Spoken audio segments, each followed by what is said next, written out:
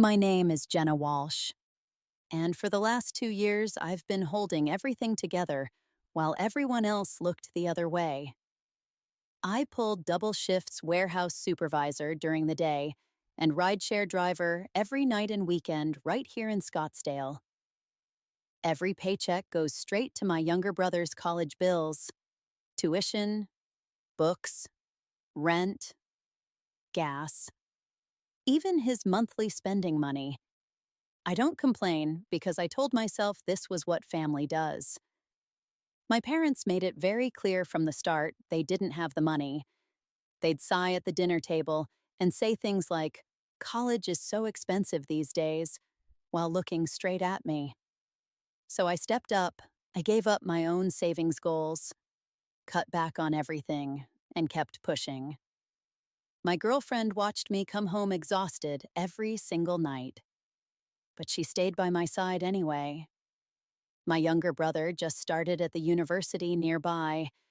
He was excited, posting pictures, talking about his future like it was already guaranteed, and I was happy for him. I really was. I believed all those long hours and sacrificed weekends would help him build something better. But deep down, I felt the weight growing heavier every month. The quiet fear that one day, all this effort might get thrown back in my face. Because sacrifice without gratitude doesn't feel like love. It starts to feel like a trap. And I had no idea how soon that trap would snap shut. If you're watching this and you've ever sacrificed everything for family, only to wonder if it was worth it, hit that like button, subscribe, and drop a comment. Have you ever been called a failure by the person you sacrificed for? Let me know you're not alone. Now let me tell you exactly what happened.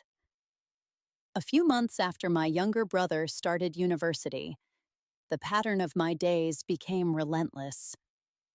Every single morning, I woke up at 5 to reach the warehouse by 6.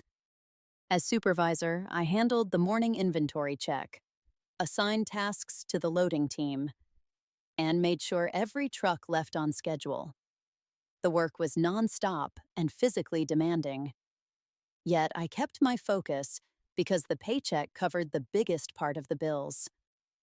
By 5 in the afternoon, I was already worn out. But I changed clothes in the parking lot and opened the rideshare app right away.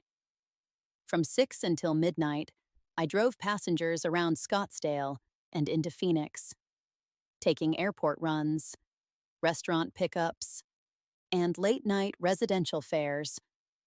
On weekends, the shifts stretched even longer, with event traffic and early morning airport surges that sometimes kept me out until 2. All those hours added up to the money I sent to my younger brother Brandon.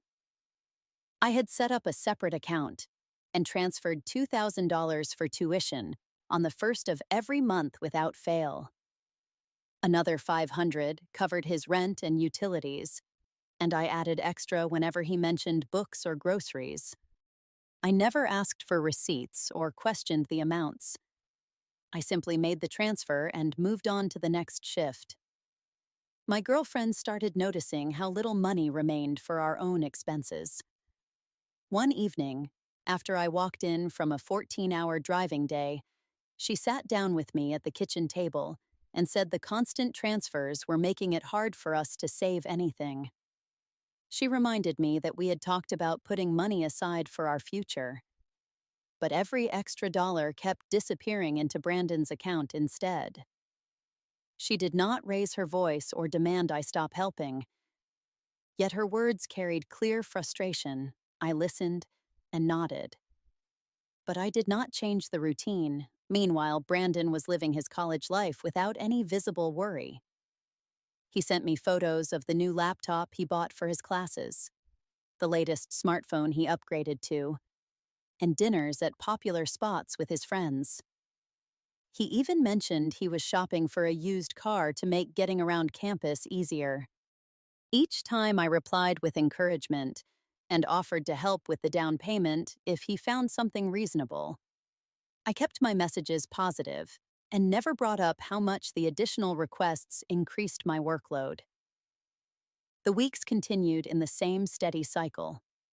I would finish one shift, glance at the bank app to confirm the latest transfer had cleared, then set the alarm for the next morning's warehouse start time. My girlfriend grew quieter on the topic over time, but I could tell the strain was still there.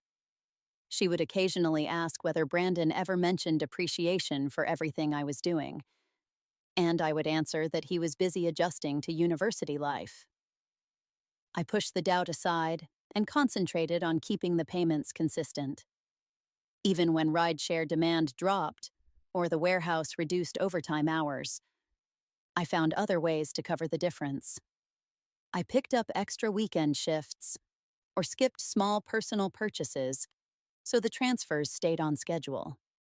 Brandon's updates always showed him thriving, and I told myself that my effort was helping him build the future he deserved. The routine continued exactly the same way month after month, and I handled every part of it without complaint or hesitation. Summer arrived, and the demands from Brandon grew heavier. One afternoon, in the middle of July, my phone rang while I was between rides. Brandon sounded excited as he described a 6-week summer study program in California that he said would give him a major edge for his major. The total cost for tuition, housing, meals, and transportation came to $4,500. He also mentioned he needed funds for a reliable used car since getting around campus without one was becoming impossible.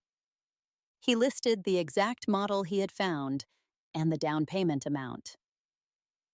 I listened to every detail and assured him I would figure out a way to cover it. Later that night, after I finished my last shift, I sat down with my boyfriend at the kitchen table. He had seen the latest transfer notification and brought it up right away. He reminded me that our savings for a down payment on a house were disappearing faster than we planned. His voice stayed even, but I could hear the growing concern. He asked why I agreed to every new request without talking to him first. I tried to explain that Brandon was my only brother, and this support was the only way he could seize opportunities we never had growing up. The discussion went on for more than an hour, with both of us going over the same points multiple times, until we both fell silent. The next morning, I checked the warehouse schedule and volunteered for every available overtime shift. I also adjusted my rideshare hours to cover the evening rush and weekend events. The extra work meant longer days and less sleep, but I calculated that the additional earnings would exactly meet Brandon's new requests. I did not mention the conversation with my boyfriend to anyone, and simply kept moving forward with the plan. Brandon followed up with a text listing the payment deadlines and the car dealership details. He did not include any words of thanks or acknowledgement of how much this meant.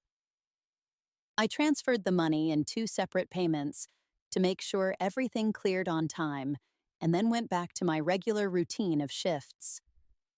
As the summer weeks continued, the pattern repeated with small additional requests for books and supplies for the program. Each time I found a way to adjust my schedule and send the funds without delay. My boyfriend became quieter on the topic, but I knew the tension was still building beneath the surface. He would occasionally look at the bank app and sigh, but he did not bring it up again immediately. I pushed through the exhaustion and focused on keeping the support steady. By the end of the summer program registration period, I had managed to cover the full amount for the California trip and the car down payment through careful budgeting and extra hours. Brandon updated me with a short message about his flight booking and the car purchase, but again without any expression of gratitude. I replied with a simple encouragement and prepared for the next set of shifts that would help maintain the flow of support. The entire season became a cycle of new demands and immediate responses. I never complained to Brandon about the increasing load, and instead concentrated on making sure every request was met promptly. My boyfriend watched the process unfold, and although he did not argue further, I could sense the strain it placed on our relationship. I kept my focus on the goal of helping my brother succeed and handled each new development with the same determination I had shown from the beginning. Thanksgiving finally came around, and the whole family gathered at my parents' house in Scottsdale. The table was set with the usual spread of turkey, stuffing, mashed potatoes, and pies. Everyone took their places, and for the first half of the meal, the conversation stayed light. My parents asked Brandon about his classes, and he gave detailed answers about his favorite professors and upcoming projects. He mentioned the summer program in California and how much it had helped him stand out. My boyfriend sat beside me and contributed polite comments whenever the topic turned to him. As the main course continued, Brandon started talking about his plans for the next semester. He brought up another study abroad opportunity in Europe that would cost several $1,000s. He looked directly at me across the table and said he expected me to cover it just like everything else. The room grew quieter as he kept speaking. He listed the benefits and explained why it was essential for his future career. Then his tone changed. He leaned forward and said that if I could not help with this one thing, it would prove I was nothing but a failure who could not even support family properly. The word hung in the air. My parents froze with their forks halfway to their mouths. My boyfriend tensed beside me, but stayed silent at first. Brandon continued by saying that real family would not hesitate, and that my hesitation showed I had never really cared about his success. I set my knife and fork down slowly. The silence stretched for several long seconds. My mother finally spoke up and suggested we change the subject. But Brandon shook his head and repeated the accusation. He claimed I had been holding the money back on purpose to control him, sir. My father nodded slightly, as if agreeing with the point. My boyfriend looked at me with concern, but did not interrupt. The tension around the table became thick enough to feel. Brandon kept talking about all the times I had paid for things, and how this one refusal made me look selfish in front of everyone. He raised his voice slightly and called me out again for being a failure at the one job I was supposed to do as the older sibling. I took a deep breath and waited until he finished his sentence. The entire family watched me. The holiday meal that had started with normal chatter now sat completely still. No one reached for seconds or made small talk. The focus stayed locked on the exchange happening at the center of the table. Brandon crossed his arms and waited for my response. My parents exchanged glances, but offered no immediate defense. My boyfriend placed a hand on my arm under the table as a quiet show of support.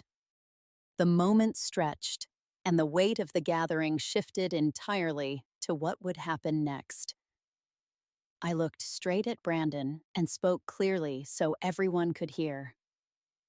I told him that I had worked 2 full jobs for years to pay every single one of his bills without ever asking for anything in return. I reminded him that my own plans had been pushed aside month after month while he enjoyed new gadgets, trips, and freedom. Then I said the words that changed everything. From this point forward, I would no longer pay his tuition, his rent, his car payments, or any other expenses. The support ended right there at the Thanksgiving table. The reaction was immediate. Brandon's face turned red, and he started shouting that I was ruining his life on purpose. My mother gasped and asked how I could be so cold to my own brother. My father set his glass down hard and said I was making a mistake that the family would regret. My boyfriend stayed quiet but squeezed my hand tighter, as if to steady me through the storm. Brandon pushed his chair back and stood up. He accused me of jealousy and claimed I had always resented him for getting opportunities I never had. He listed every expense I had covered and threw each one back at me as proof of my supposed failure. The voices overlapped as my parents tried to calm him down while still directing disappointment toward me. The once peaceful holiday dinner had turned into a scene of open conflict with no easy way back. I remained seated and repeated my decision once more without raising my voice. I explained that endless giving without any appreciation or effort from the other side was no longer sustainable. Brandon laughed bitterly and said I would regret this decision when he succeeded without me. My mother wiped her eyes and pleaded for us to talk it out like adults, but the damage was already done. The air in the dining room felt heavy with unspoken resentments that had built up for years. As the argument continued, my boyfriend finally spoke up and suggested we all take a moment to breathe. His words cut through the noise for a brief second, but Brandon ignored him and kept pressing the point about my failure as a sibling. I listened to every accusation without flinching, because I knew the line had been crossed. The family gathering that was meant to celebrate gratitude had instead exposed the deep cracks in our relationships. By the time the pie was supposed to be served, no one had an appetite left. Plates sat half-eaten, and the conversation had dissolved into pointed silences mixed with occasional sharp remarks. Brandon grabbed his jacket and announced he was leaving early. My parents followed him to the door, trying to smooth things over while casting glances back at me. My boyfriend stayed by my side and helped clear the table in the sudden quiet that followed. The evening ended with the house feeling smaller, and the bonds between us feeling permanently strained. I drove home with my boyfriend in silence, the weight of the confrontation settling in my chest. What had begun as a standard family holiday had become the moment everything finally broke open. The silence after my announcement lasted only a moment before the room erupted. Brandon stared at me with his mouth open, as if he could not believe what he had just heard. He slammed his hand on the table and demanded to know if I was serious about stopping every payment. I looked him straight in the eyes and confirmed that starting next month, there would be no more transfers for tuition, rent, car payments, or anything else. The decision was final, and there would be no discussion to change it. My mother immediately pushed her chair back and stood up. She asked how I could turn my back on my own brother after everything I had already done.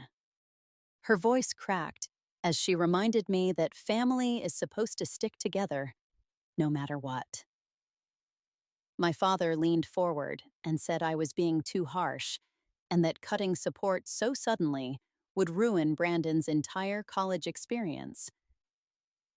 He suggested I at least finish paying for the current semester, but I shook my head and repeated that the support ended completely. Brandon's face turned deep red. He started shouting that I was jealous of his opportunities and that this was my way of punishing him for having a better future. He listed every expense I had covered over the past 2 years and accused me of keeping track just to throw it back in his face.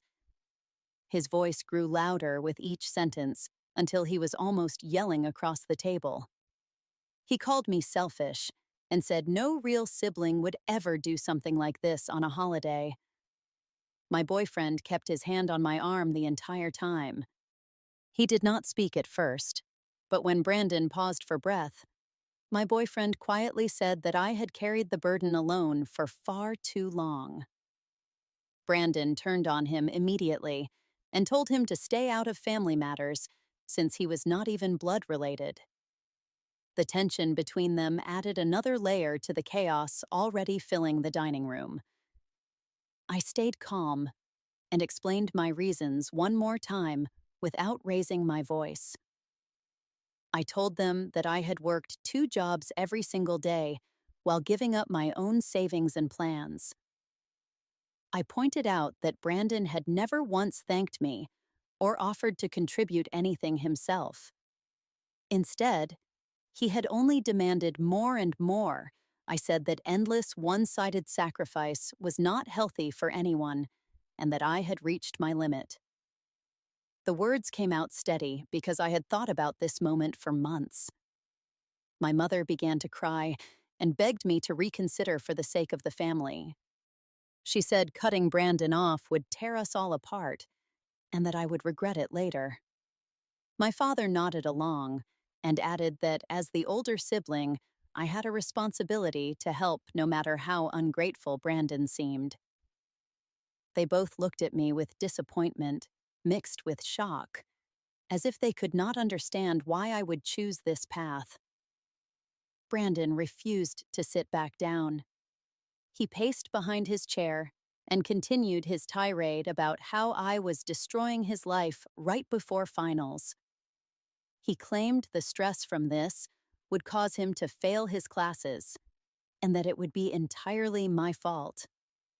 He demanded an apology and said if I did not take back my words, he would never speak to me again. The threat hung in the air, but I did not flinch. My boyfriend finally spoke up more firmly and told everyone that constant financial pressure had been affecting our relationship too. He mentioned how many times we had argued about money disappearing into Brandon's account, so Brandon laughed bitterly and accused my boyfriend of turning me against the family. The argument bounced between all of us with overlapping voices and pointed accusations. I repeated my final decision once more so there could be no misunderstanding. From the 1st of next month, every automatic transfer would stop. Brandon would need to find his own way to pay for school and living expenses. I offered no middle ground and no temporary extension. The room fell into a heavy quiet, broken only by my mother's soft sobs and Brandon's heavy breathing. No one touched the remaining food on the table. The pies sat untouched, and the candles burned lower while the family processed what had just happened. Brandon grabbed his phone and started texting someone furiously. My parents exchanged worried looks but did not try to argue further in that moment. My boyfriend stayed close beside me, offering silent support through the storm. The Thanksgiving gathering that had begun with normal conversation ended in complete disarray. Chairs scraped against the floor as people began to stand. Brandon stormed toward the front door without saying goodbye. My parents followed him, trying to calm him down, while casting hurt glances back at me. I remained at the table for a few more minutes, letting the reality settle in. My boyfriend helped me clear a few dishes in the sudden quiet. We did not speak much on the drive home, but his presence beside me felt steady. The confrontation at the table had been intense, yet necessary. I felt a strange mix of relief and sadness as the weight of years of one-sided support finally lifted from my shoulders. 2 weeks passed after the Thanksgiving confrontation, and the changes hit fast. The automatic bank transfers I had set up for years stopped on the 1st of the month, exactly as I had decided, and I glanced at the account balance once in the morning and then headed to the warehouse without another thought. The workday felt different somehow, even though the tasks stayed the same. Brandon reached out that same afternoon with a frantic call. His voice shook as he asked why nothing had deposited into his account. I answered evenly that I had made my position clear at the dinner table, and there would be no more payments of any kind. He launched into a list of urgent problems, including an eviction warning from his landlord and a hold placed on his university registration. He begged me to reverse the decision before deadlines passed. I stayed firm and told him he would have to manage on his own from now on. The call ended abruptly when he hung up in frustration. Later that evening, my parents left messages asking me to explain myself. Their voices carried a mix of confusion and quiet anger about the sudden shift. The following days brought more details of the fallout. Brandon sent screenshots of official notices from the bursar's office showing thousands of dollars now listed as unpaid tuition that had rolled over into student loans. Interest had already started accumulating on the balance. His credit score notifications arrived showing a sharp drop due to the missed payments and maxed out cards from earlier spending sprees. He tried showing up at my place again a few evenings later, looking tired and defeated. He admitted he could no longer afford his apartment and had packed his things to move back in with our parents. He asked for help with at least the security deposit on a new place or a short-term loan, but I refused. I explained that continuing any support would only repeat the same cycle we had lived through for years. My mother called shortly after he moved home. She described how the house felt crowded again, with Brandon's belongings taking up space in his old room. She mentioned the extra grocery bills and utility costs they were now covering while he looked for work. My father joined the call and said they were stretching their own budget to keep things afloat, but they still believed I should step in to prevent worse damage. Brandon started applying for part-time positions around Scottsdale. He found a job stocking shelves at a retail store, but the hours clashed with his remaining classes. He complained in messages about sore feet and low pay that barely covered gas for the old car he was still trying to keep running. The vehicle itself became another burden when the next payment notice arrived, and he could not meet it. I continued my warehouse shifts and evening rideshare work without the constant drain of extra requests. My boyfriend and I sat down one night to look at our budget and realized how much breathing room we suddenly had. We talked about small goals we had postponed for years, and the conversation felt hopeful for the first time in a long while. Meanwhile, Brandon's academic situation worsened. He missed several important deadlines and received warnings about his enrollment status. The student loan statements kept coming with growing balances that included late fees. His credit score continued to slide according to updates he forwarded in moments of panic. He picked up additional hours at the store whenever possible, but the income fell far short of what he needed. My parents mentioned in passing calls that they were helping with food and basic transportation costs, but the strain was showing in their voices. They avoided direct confrontation with me, yet the disappointment lingered in every conversation. The reality of independent living settled in for Brandon in very concrete ways. He learned how quickly bills accumulated without steady support and how limited options became when credit tightened. He spent evenings filling out more job applications and scrolling through financial aid appeals, but the responses were slow and often negative. I kept my focus on my own responsibilities and made no offers to intervene. The silence from my side remained consistent as the weeks progressed. My boyfriend supported the boundary I had set, and we both noticed the positive shift in our daily stress levels, even as family tensions continued elsewhere. The consequences unfolded steadily, without dramatic gestures or sudden reversals. Brandon adjusted to life back at home while juggling classes and low-paying work. My parents adapted to the new household dynamics under financial pressure they had not anticipated. I moved forward with my routine, feeling the weight of endless obligation finally beginning to lift. 1 month after the Thanksgiving blow-up, my phone started ringing nonstop. The calls came from my parents first. My mother left long voicemails describing how Brandon spent his evenings staring at financial aid forms with no success. She mentioned the growing stack of overdue notices on the kitchen counter, and how the extra grocery and utility costs were stretching their monthly budget thinner than expected.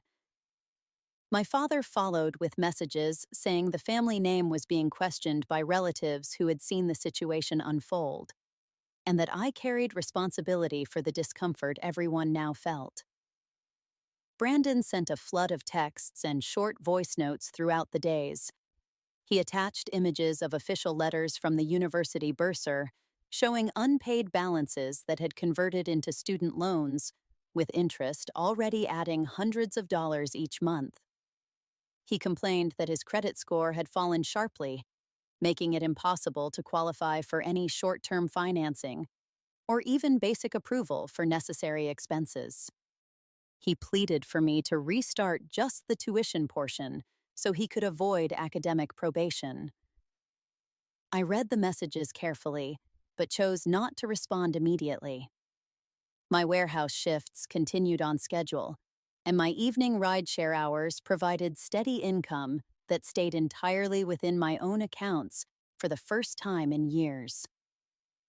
My boyfriend observed the change and commented during dinner how much easier it felt to plan ahead without the previous constant withdrawals. Then Brandon escalated by posting publicly.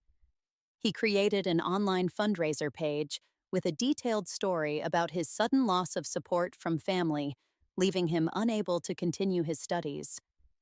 He included scanned copies of acceptance documents and current debt summaries to strengthen his appeal. The post quickly circulated among mutual acquaintances and extended relatives who began reaching out to me directly for clarification. My parents called together during one of my breaks at work. Their voices carried frustration mixed with worry as they explained that friends and neighbors had started asking awkward questions after seeing the fundraiser. My mother said several people had contributed small amounts out of sympathy, but the total raised remained far below the needed figure. My father suggested I post a public explanation to prevent further damage to the family image. I listened without interrupting, and then reminded them calmly of the conversation at the Thanksgiving table. I stated again that I had carried the full financial load alone for too long while receiving no appreciation or effort in return. The call ended with sighs, and my mother's quiet disappointment hanging in the air. Brandon continued updating the fundraiser with fresh evidence of his struggles. He posted photos of late payment warnings and emails from academic advisors cautioning about enrollment risks. He replied personally to every comment defending his position and emphasizing how one person's decision had created this crisis. Some donors offered encouraging words, while others questioned the expectation of perpetual support from a single sibling. My boyfriend and I reviewed our household finances one evening and noted the noticeable improvement in available funds.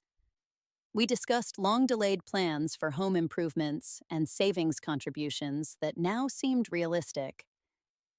The conversation felt light and forward-looking compared to previous months, dominated by external pressures. The messages from my family persisted daily, with slight variations on the same theme. Each one highlighted the hardship Brandon faced while juggling classes and extended retail shifts that barely covered basic needs after taxes and commuting costs. They avoided outright demands but implied strongly that reconciliation required me to resume assistance at some level.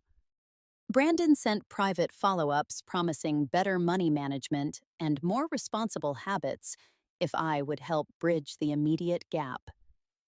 He attached recent pay stubs from his store job, showing modest earnings that fell short against accumulating obligations. He described the daily stress of checking his credit alerts and loan balances that continued to climb. I maintained consistent silence on the public appeal and private requests. My focus remained on completing my own work shifts efficiently and enjoying small moments of peace at home. The absence of urgent transfer requests created space I had not experienced before. Toward the end of the month, my parents made another joint attempt to connect. They described the changed atmosphere at home, with Brandon occupying temporary sleeping arrangements and the added strain on their resources. They proposed a limited compromise to cover part of the upcoming semester costs, but I declined firmly while restating my original boundary. The fundraiser continued to receive scattered donations from strangers moved by the story. Yet the amount stayed insufficient for meaningful relief.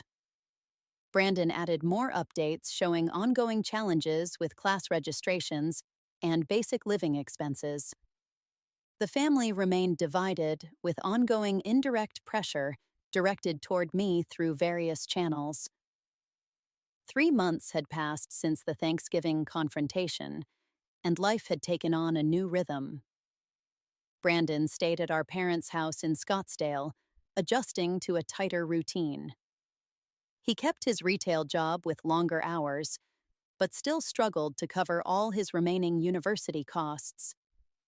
The student loans he had accumulated now required monthly payments that ate into whatever he earned after taxes and basic living expenses. His credit score remained damaged, limiting any chance of quick financial relief or better opportunities in the near term. My parents managed the added household load, but the pressure appeared in small ways. They spoke less about future travel plans and focused more on stretching their fixed income to handle extra utilities and groceries. They no longer contacted me with urgent requests, yet the underlying tension surfaced whenever neutral topics turned toward family matters.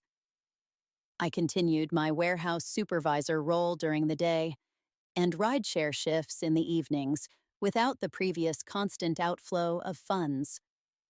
The money that once disappeared each month now stayed in my accounts, allowing me to rebuild savings and plan ahead. My boyfriend and I sat down regularly to review our budget, and we began setting aside amounts for a future home purchase that felt achievable for the first time. Brandon sent occasional messages describing his daily challenges. He mentioned the exhaustion from balancing early classes with late store shifts and the frustration of watching small debts grow steadily. He never asked me for help again, but the updates carried a tone of quiet realization about how quickly independence required personal discipline. I kept all communication channels closed. No replies to texts, no participation in family calls, and no attendance at any gatherings. The space created by this distance brought a deep sense of calm that grew stronger each week. My days filled with work and quiet evenings at home felt productive and unburdened. My boyfriend stood firmly beside the decision. We enjoyed weekends exploring local areas around Scottsdale and talked openly about shared goals, without the shadow of external financial obligations hanging over us. The relationship gained new energy as we focused entirely on our own future. The consequences for Brandon played out in practical, everyday realities. He learned to prioritize essential expenses and navigate academic requirements with limited resources. The experience forced him to confront the difference between relying on others and building self-sufficiency through consistent effort. My parents adapted to the changed family dynamics, but carried the weight of supporting their younger son while dealing with their own financial limits. They faced the reality that one person's long-term sacrifice had masked deeper issues of responsibility and appreciation within the household. I reflected often on the years I had spent carrying everything alone. The pattern of giving without boundaries had drained my energy and delayed my own progress. Recognizing that truth allowed me to release the role I had accepted for so long. Setting firm limits protected my well-being and created space for healthier connections. Endless one-sided support does not strengthen family bonds. It creates imbalance and resentment that eventually surfaces. Real care involves encouraging independence rather than removing all obstacles. When appreciation is absent and demands continue, the healthiest choice is to step back completely. I chose to move forward without looking back. The decision brought clarity and relief that no amount of temporary fixes could have provided. Brandon continued navigating his circumstances, and my parents managed their adjusted reality, while I built a life grounded in self-respect. The family ties did not mend or return to how they once were. The cut remained permanent, with no attempts at reconciliation from my side. The silence served as the final boundary. This experience taught me that protecting one's own future is not selfish, it is necessary. Sacrificing everything without mutual effort leads only to exhaustion and regret.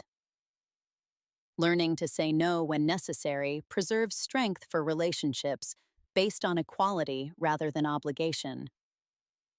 In the end, I found peace by releasing the burden I had carried for years. The family drama exposed truths about entitlement and one-sided giving that money alone could never resolve. I now live with the quiet confidence that comes from choosing self-respect over endless sacrifice.